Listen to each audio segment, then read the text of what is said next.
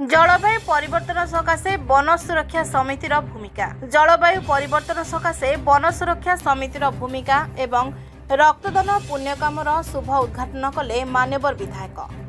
गंजाम जिला भंजनगर कवि सम्राट उपेन्द्र भंज महाविद्यालय बुधवार रक्तदान शिविर अनुष्ठित हो जाइछि।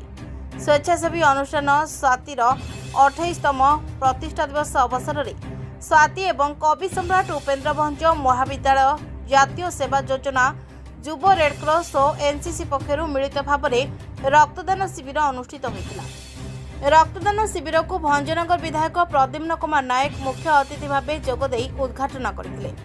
एही अवसर में से कहिथिले जे ग्रीष्म ऋतु में रक्तदाता अभाव पड़ुछि, तेणु रोगी माने रक्त पैकेट संग्रह करने समय अनेक असुविधार सम्मुखीन होउछन्ति।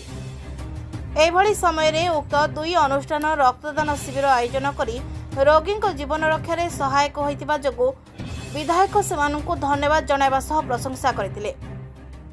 नवागत रक्तदाता तथा कॉलेज छात्र छात्री उत्तर घुमुसर वनखंड वन सुरक्षा समिति कर्मकर्ता माने रक्तदान करी अन्यमानंक पई उदाहरण साजिछन्ति, जहाँकि गर्वर विषय।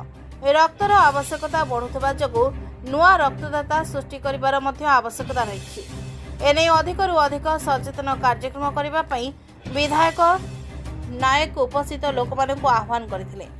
अन्यमानक मध्यरे डीएफओ हिमांशु शेखर महांती, कॉलेज अध्यक्ष डॉक्टर गगन बिहारी पुरोहित, भंजनगर मेडिकल अधीक्षक डाक्तर गोविंद चंद्र महापात्र, कृषि विज्ञान केन्द्र मुख्य वैज्ञानिक डॉक्टर सुतनु कुमार शतपथी, अवसरप्राप्त कॉलेज अध्यक्ष बी गोविंद राव, प्राध्यापक प्रशांत कुमार रथ, अध्यापक रजत कुमार मिश्र, मेडिकल परिचालक विचित्र पाणिग्राही, सामाजिक कर्मी सुळपाणी शतपथी, स्वाति संपादक इंजीनियर हरिशंकर राउत प्रमुख अतिथि भाव जोग देथिले।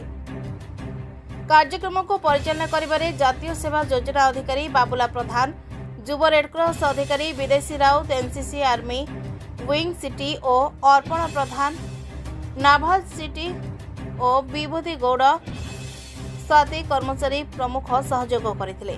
भंजनगर ब्लड बैंक कर्मचारी 30 पैकेट रक्त संग्रहित करथिले। समस्त रक्तदाता एवं अतिथि को बेल कैठ इत्यादि चारा वन गछ विभाग सहयोग रे बंटन करा जायथिला। भंजनगर पुरुषोत्तम महापात्र रिपोर्ट, सूर्यालोक मीडिया।